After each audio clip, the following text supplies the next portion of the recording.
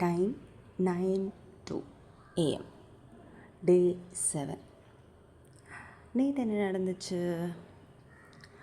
ஒரு 6:30க்கா எழுந்திரிச்சிட்டேன்.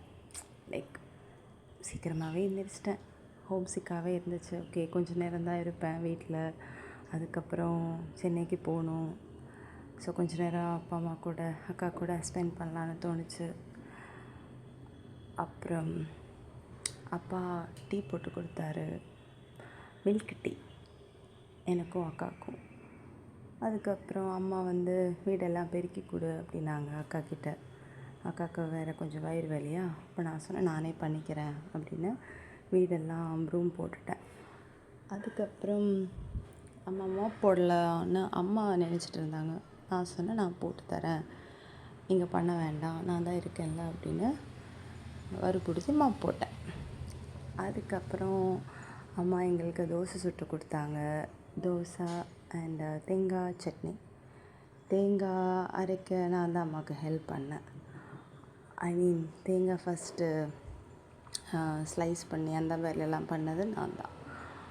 அதுக்கப்புறம் தேங்காய் சட்னியோட தோசை சாப்பிட்டுட்டு நானும் அக்காவும் கொஞ்சம் நேரம் டிவி பார்த்தோம். நாங்கள் தெங்காசிப்பட்டினம் மூவி பார்த்தோம். லைக் எங்களோட நொஸ்டால்ஜிக் மூவி. நிறைய சிரித்தோம். கொஞ்ச நேரம் தான் பார்த்தோம், கொஞ்சம் சிரித்தோம். அப்புறம் 2 நாளாக மெஹந்தி வாங்கி வச்சு அது போடவே இல்லை, ரம்ஜானா. ஸோ நான் அக்கா எனக்கும் மெஹந்தி போட்டு விட்டாங்க. நான் சின்ன வயசில் நிறைய வரைவேன். இப்போ வர வர அந்த ஸ்கில் எல்லாம் கொஞ்சம் கம்மியாகிற மாதிரி இருந்துச்சு. கொஞ்சம் காமெடியாக தான் போட்டேன். அக்கா நிறைய சிரித்தாங்க, நானும் நிறைய சிரித்தேன். அக்காவுக்கு போட்டு விட்டேங்கிறதுக்காக என் கையும் நாசமாக்கணுன்றதுக்காக அக்கா எனக்கும் போட்டு விட்டாங்க. அப்புறம் எனக்கு கால் வந்துச்சு. பார்த்தா ஆதித்யா, என்னோடய காலேஜ் ஜூனியர் ஃப்ரெண்ட். காலேஜ் டைமில் அவ்வளோ க்ளோஸ் இல்லை, ஓரளவுக்கு தான். பட் அதெல்லாம் முடித்து லைஃப்னு வந்தப்போ அவளோட ரொம்ப டவுனாக இருந்த ஒரு டைமில் நான் அவள் கூட இருந்தேன். ஸோ அதனால் அப்படியே இன்னும் செம்ம க்ளோஸ் ஆகிட்டோம் நாங்கள். ரீசெண்டாக அபுதாபியில் ஒர்க் பண்ணிகிட்டு இருந்தா. இப்போ தான் ஊருக்கு வந்தோடனே அவள் என்னை பார்க்க வந்தாள், அவள் குழந்தையோட. அப்புறம் குழந்தை பேர் காஷிநாத். அவன் கொஞ்சம் வால். அப்புறம் நானும் ஆதியும் ஒவ்வொரு கதையாக பேசி, ஆதி செம்ம ஃபன்னி. லைக் சின்ன விஷயம் போட்டாலே லைக் கவுண்டராக பேசிகிட்ருப்பாள், சரு மாதிரி. நிறைய சிரித்தோம். கிட்டத்தட்ட ஒரு 3 hours பேசிகிட்ருப்போம் நினைக்கிறேன். அப்புறம் நிறைய ஃபோட்டோஸ் எடுத்தோம். அப்புறம் அம்மா எங்களுக்கு புளியவரைச்சாரும் மாங்காய் தேங்காய் சம்மந்தியும் கொடுத்தாங்க. அதெல்லாம் சாப்பிட்டு லட்டு சாப்பிட்டுட்டு ஆதிக்கு வேறு ஊரில் ஏதோ திருவிழா இருந்துச்சான். ஸோ அவள் கிளம்பிட்டா. அப்புறம் அம்மா என்னையும் அக்காவையும் சீக்கிரம் கிளம்பிடுங்க, பஸ்ஸு கிடைக்காது, நைட்டு ஈவினிங் எல்லாம் செம்ம டிராஃபிக்காக இருக்கும் அப்படின்னாங்க. அப்புறம் சரின்னு ட்ரெஸ் எல்லாம் பேக் பண்ணிட்டேன். அப்போ மறுபடியும் ஆரம்பிச்சிட்டாங்க அப்பா அம்மா அக்கா எல்லாமே. அதாவது நெம்மார வேலை திருவிழாவுக்கு நான் போகக்கூடாதான், அங்கே செம்ம கூட்டமாக இருக்கும், ட்ராஜடியாக இருக்கும், வேணாம், ரிலேட்டிவ்ஸ் எல்லாம் இருப்பாங்க, நீ வேறு அரைகுறையாக வருவ, எல்லோரும் கேள்வி கேட்பாங்க, அப்படி இப்படின்னு ரொம்ப போட்டு அட்வைஸ் பண்ணிகிட்டு இருந்தாங்க. எனக்கு சுத்தமாக பிடிக்கல தான், பட் அட்ஜஸ்ட் பண்ணி கேட்டுட்டு இருந்தேன். அப்புறம் நான் ஒரு white colour crochet top, blue jeans போட்டேன். ஒயிட் க்ராஷட் டாப்பில் செரி தொங்குற மாதிரி இருக்கும், அழகாக இருக்கும். பாம்பேலேருந்து வாங்கினது. ஃபஸ்ட்டு அப்பா எதுவும் சொல்லலை. அப்புறம் எங்கள் அப்பா டாப் கொஞ்சம் சின்னதாக இருக்குது, நான் வேணால் என் டிஷர்ட் தரேன், அது போடுன்ட்டார். நான் கூட ரொம்ப நினச்சேன், எங்கள் அப்பா ஏத்திஸ்ட். ஸோ இப்போ தான் ஆனார். அவரை கொஞ்சம் ஃபார்வர்ட் திங்கராக மாறிட்டாருன்னு நான் நினச்சேன். பார்த்தா அப்படி இல்லை, நான் தான் தப்பாக புரிஞ்சுக்கிட்டேன். அது கொஞ்சம் டெஸ்பாக இருந்துச்சு, கொஞ்சம் டிப்ரெஸ்டாகவும் இருந்துச்சு. அது அப்புறம் அப்பா அப்படி சொல்லியிருக்கக்கூடாது அப்படின்னு. ஏன்னா நானாகவே இன்னுமே அவங்க அக்செப்ட் பண்ணலங்கிற கவலை எனக்கு இருந்துகிட்டு இருந்துச்சு. எப்போவுமே ஊர்லேருந்து வீட்டுக்கு போகும்போது எனக்கு அழுகை வரும். பட் என்னமோ தெரியல, நேற்று எனக்கு அழுகியே வரல. கோவத்தில் கஷ்டத்தில் அப்படியே ஆட்டோ பிடிச்சி ஏறினோம் நானும் அக்காவும். அக்காவுக்கு ரொம்ப நாள் ஆசை இருந்துச்சு மூக்குத்தி வாங்கணும்னு. கோல்டில் வாங்கியிருக்கா முன்னாடி ஸ்டோன் வச்சது. பட் சிம்பிளாக ரிங் மாதிரி ஏதாவது வாங்கணும்னு இருந்துச்சு. அப்போ நான் சொன்னேன் அக்காட்டவா நம்ம ஜுவல்லரி போகலாம், ஆசையெல்லாம் தீர்த்துக்கலாம் அப்படின்னு அக்ஷயா கோல்டன் டைமண்ட்ஸ் போனோம் பாலக்காடில். அங்கே மூக்குத்தியெல்லாம் செலக்ட் பண்ணிகிட்டு இருக்கும்போது எனக்கு ஒரு கால் வந்துச்சு. பார்த்தா கால் வந்து என்னென்னா, நான் கட்டிப்பிடி கட்டிப்பிடி சாங் தமிழ் சாங்கோட பிஜிஎம் தான் போட்டிருக்கேன். ஸோ பாலக்காடில் நிறைய பேருக்கு தமிழ் தெரியும். ஸோ கொஞ்சம் ஒரு மாதிரி எல்லோரும் பார்ப்பாங்கன்னு சீக்கிரம் ஃபோன் எடுக்க போனேன். பார்த்தா ஷெஃபீக் அங்கே தான் ஒர்க் பண்ணுறாரு. எனக்கு அவரை ஒரு 14 இயர்ஸாக தெரியும். லைக் 2012 நான் +2 முடிச்சுட்டு ஒரு ஆண்ட்ராய்ட் கோர்ஸ் போயிருந்தேன். அப்போ என் கிளாஸில் படித்த ஆள் அவரை ஞாபகம் வச்சுருக்காரு. அவர் வந்து பேசினாங்க. அண்ட் அவரோட கேர் ஆஃபில் எங்களுக்கு மூக்குத்தி வாங்கினதுக்கு ஒரு 400 rupees டிஸ்கவுண்ட் கொடுத்தாங்க, ஸ்டாஃபுக்கு தெரிஞ்சவங்க அப்படின்னு. ஸோ என்னோடய ஃப்ரெண்ட்ஷிப்னால் கொஞ்சம் யூஸ் ஆகிடுச்சு. அதுக்கப்புறம் நாங்கள் கேஎஸ்ஆர்டி ஸ்டாண்டுக்கு நடந்தே போயிட்டோம் நானும் அக்காவும்.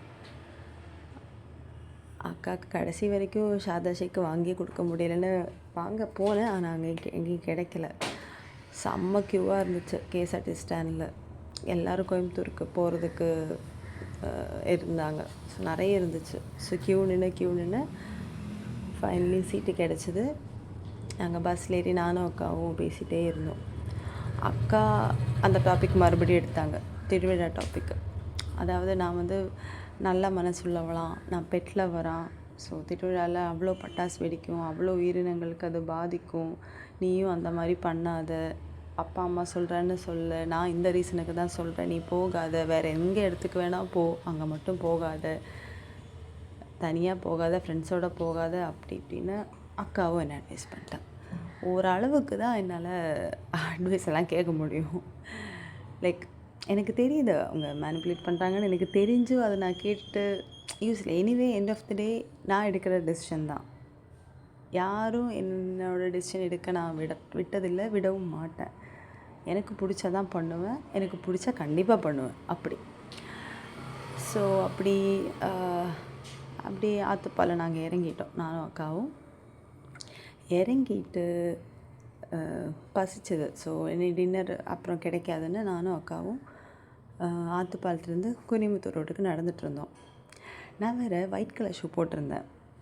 நம்ம ஒயிட் ஷூவில் தான் லைட் எரியுமே. லைட் ஆன் பண்ணிவிட்டு நானும் அக்காவும் பாட்டு பாடிட்டு சிரிச்சுட்டு ரோட்டில் நடந்துகிட்டு இருந்தோம். ஸோ ஒரு பைக்கில் ஒரு ஃபேமிலி என்னை பார்த்து ஸ்டாப் பண்ணிவிட்டு ஷூ எங்கேருந்து வாங்குறீங்க அப்படிலாம் கேட்டாங்க. கொஞ்சம் பெருமையாக தான் இருந்துச்சு. நான் சொன்னேன் எனக்கு கிஃப்டாக கிடச்சிது அப்படின்னேன். அதுக்கப்புறம் பிரியாணி சாப்பிட போனோம். ரொம்ப நாளாக எனக்கு ராவுத்தர் பிரியாணி சாப்பிடணும்னு இருந்துச்சு. அதாவது சின்ன வயசில் வீட்டில் இருக்கும்போது சாப்பிட்டது. 9 இயர்ஸாக சென்னை வந்துட்டு அந்த டேஸ்ட் எனக்கு மறந்துடுச்சு. லைக் ராவுத்தர் பிரியாணி, காச்சாறு அதெல்லாம் மிக்ஸ் பண்ணி சாப்பிடணும். லைக் ராவுத்தர் பிரியாணியில் மட்டும்தான் பிரியாணிக்கு குழம்போடு சாப்பிடுவோம். அதை நான் ரொம்ப மிஸ் பண்ணிட்டேன். சென்னை வந்துட்டு ஆம்பூர் பிரியாணி, ஸ்டார் பிரியாணிலாம் ஆம்பூர் ஸ்டார் பிரியாணி, மணிஸ் பிரியாணி எல்லாம் சாப்பிட்டு அதோடய டேஸ்ட் எனக்கு விட்டு போச்சு. ஸோ நாங்கள் ராவுத்தர் பிரியாணி கொஞ்சம் சாப்பிட்டு அப்புறம் கொஞ்சம் ஆரஞ்சு ஜூஸ் குடிச்சிட்டு அப்புறம் ஆட்டோ பிடிச்சி அக்கா வீட்டுக்கு போயிட்டோம்.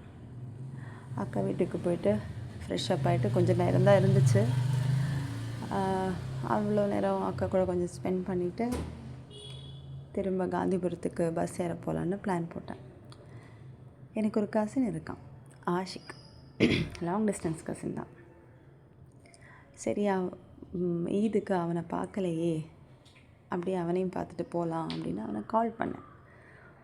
9 மணிக்கு வரேன்னு சொன்னான். 9 மணிக்கு கன்ஃபார்ம் பண்ணுறேன்னு சொன்னான். வரதா இருந்தால் 10 நிமிஷத்தில் வந்துடுவான். 9 மணிக்கு கால் பண்ணால் 10 நிமிஷத்தில் வந்துடுறேன் அப்படின்னா. 9லேருந்து 9:45 வரைக்கும் வெயிட் பண்ணேன். எனக்கு செம்ம காண்டாயிடுச்சு. ஏன்னா காந்திபுரம் இந்த பிளேஸ்லேருந்து கண்டிப்பாக காந்திபுரம் போக டைம் ஆகும், பஸ்ஸு மிஸ் பண்ணக்கூடாது, ஆஃபீஸ் வேறு இருக்குது. செம்ம டென்ஷன் ஆகிட்டேன்.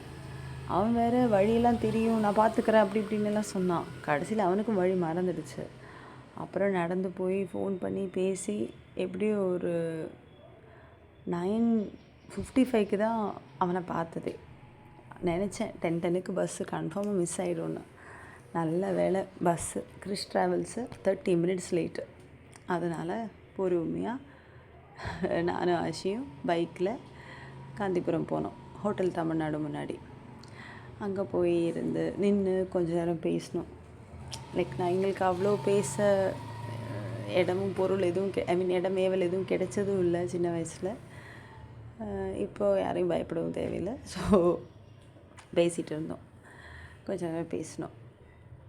எதுவும் சாப்பிடலாம், அவன் நிறைய கேட்டான், ஏதாவது ஜூஸு டீ காஃபி ஏதாவது வாங்கலான்னு. நான் வேணான்னு சொல்லிட்டேன், நான் பஸ்ஸில் போகணும், எனக்கு எதுவும் வேண்டாம் அப்படின்ட்டேன்.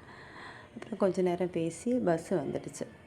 பஸ்ஸு வந்தது பார்த்தா என் தாய் மாமா பஸ் ஏற நிற்கிறாரு, ராசமாமா.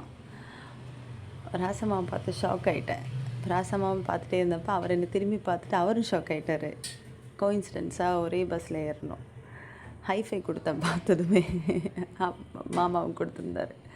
அப்புறம் பஸ் ஏறிட்டு நாங்கள் 2 பேரும், மாமா வந்து வா என் பிளேஸுக்கு வா, வந்து உட்காரு பேசு அப்படின்னு நாங்கள் உட்காந்து பேசிகிட்டு இருந்தோம். அப்புறம் மாமா என் கூட செல்ஃபி எடுத்தார், வீட்டுக்கெல்லாம் அனுப்ப. அதுக்கப்புறம் நார்மல் ஆகிட்டேன். லைக் வீட்டில் விட்டு போகிறேன், மறுபடியும் பேக் டு நார்மல் போகணும் அப்படின்னு.